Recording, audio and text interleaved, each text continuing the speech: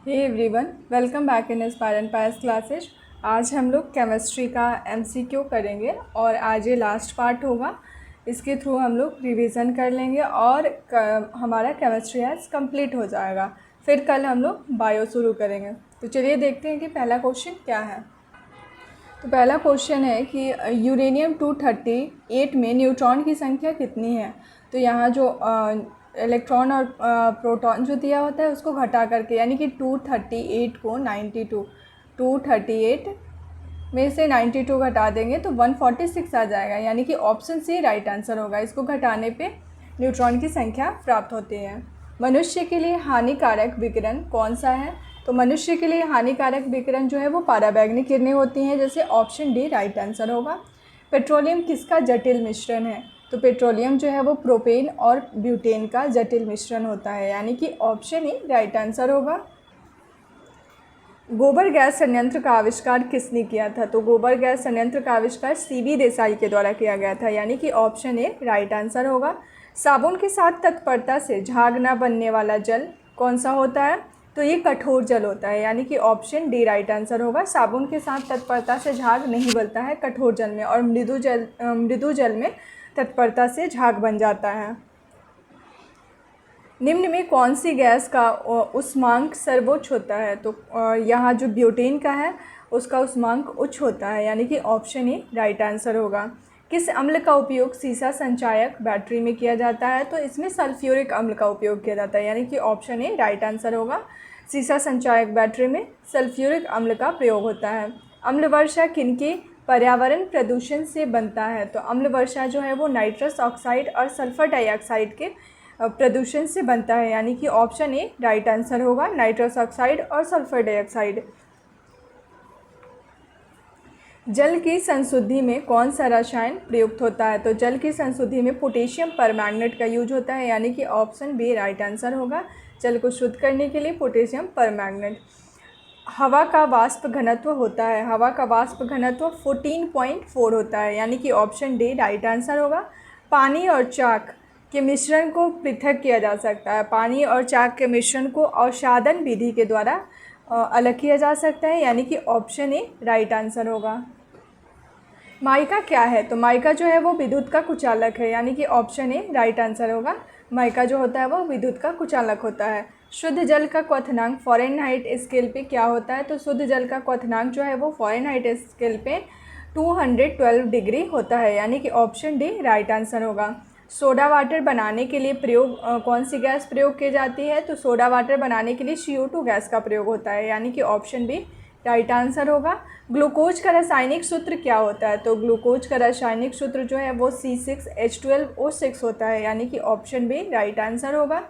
नाभिकीय विखंडन में ट्रिगर क्या होता है। तो नाभिकीय विखंडन में जो ट्रिगर होता है वो न्यूट्रॉन होता है, यानी कि ऑप्शन बी राइट आंसर होगा। नाभिकीय विखंडन में ट्रिगर का काम न्यूट्रॉन करता है।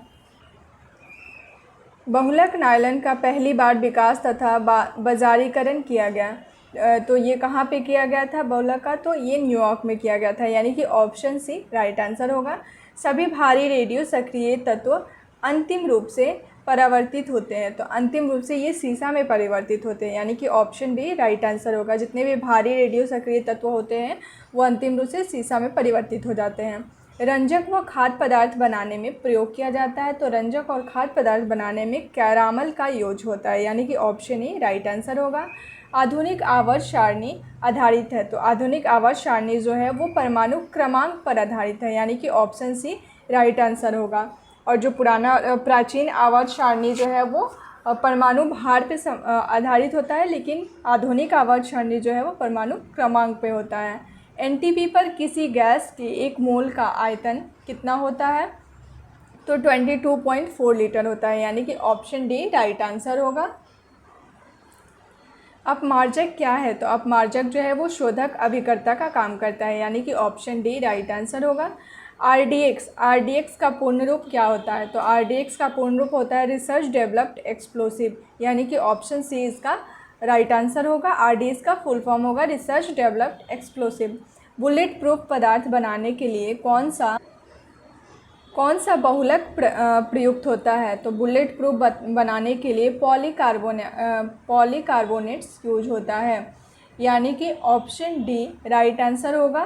पॉलीकार्बोनेट्स का यूज होता है। पानी में फिटकरी यानी कि अलम मिलाई जाती है, तो पानी में जो फिटकरी है वो बैक्टीरिया को मारने के लिए मिलाया जाता है, यानी कि ऑप्शन बी राइट आंसर होगा, यानी कि फिटकरी से बैक्टीरिया को मारा जाता है।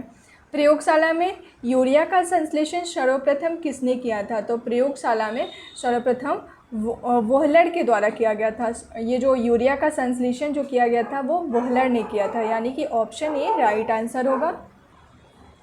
मिथेनॉल किस नाम से जाना जाता है? तो मिथेनॉल को वुड एल्कोहल के नाम से भी जाना जाता है, यानी कि ऑप्शन सी राइट आंसर होगा। मिथेनॉल जो है उसे वुड एल्कोहल भी कहा जाता है। डीडीटी का पूर्ण रूप क्या होता है? तो डीडीटी का पूर्ण रूप जो है वो डाइक्लोरो डाइफिनाइल ट्राइक्लोरो इथेनॉल होता है, तो इसका ऑप्शन डी राइट आंसर होगा। डाइक्लोरो डाइफिनाइल क्लोरोइथेन डीडीटी का फुल फॉर्म होता है। गैसोलीन और किसका मिश्रण होता है? तो गैसोहॉल जो है वो इथेनॉल और एल्कोहल का मिश्रण होता है, यानी कि ऑप्शन ए राइट आंसर होगा। पृथ्वी की आयु का आकलन किया जाता है, तो पृथ्वी की आयु का आकलन यूरेनियम डेटिंग के द्वारा किया जाता है, यानी कि ऑप्शन ए राइट आंसर होगा। और किसी फॉसिल्स वगैरह का जो आयु का आकलन होता है वो कार्बन डेटिंग से किया जाता है, लेकिन पृथ्वी की आयु का आकलन की बात करें तो ये यूरेनियम डेटिंग से होता है। रेडियोधर्मी पदार्थ उत्सर्जित करता है, तो रेडियोधर्मी पदार्थ से कौन कौन सा कण उत्सर्जित होता है? तो अल्फ़ा कण भी होता है, बीटा कण और गामा कण, यानी कि ऑप्शन डी राइट आंसर होगा। ये सभी कण जो अल्फ़ा, बीटा और गामा रेडियोधर्मी पदार्थ से उत्सर्जित होते हैं। हाइड्रोजन की रेडियो सक्रिय समस्थानिक कहलाता है, हाइड्रोजन का रेडियो सक्रिय समस्थानिक ट्राइटियम कहलाता है, यानी कि ऑप्शन डी राइट आंसर होगा। इलेक्ट्रॉन त्यागने की प्रवृत्ति क्या कहलाती है? तो इलेक्ट्रॉन त्यागने की प्रवृत्ति को ऑक्सीकरण कहते हैं, यानी कि ऑप्शन ए राइट आंसर होगा। इलेक्ट्रॉन ग्रहण करने की प्रवृत्ति को क्या कहते हैं? तो इलेक्ट्रॉन ग्रहण करने की प्रवृत्ति को अवकरण कहते हैं, यानी कि ऑप्शन बी इसका राइट आंसर होगा। इलेक्ट्रॉन ग्रहण करना अवकरण विधि कहलाता है।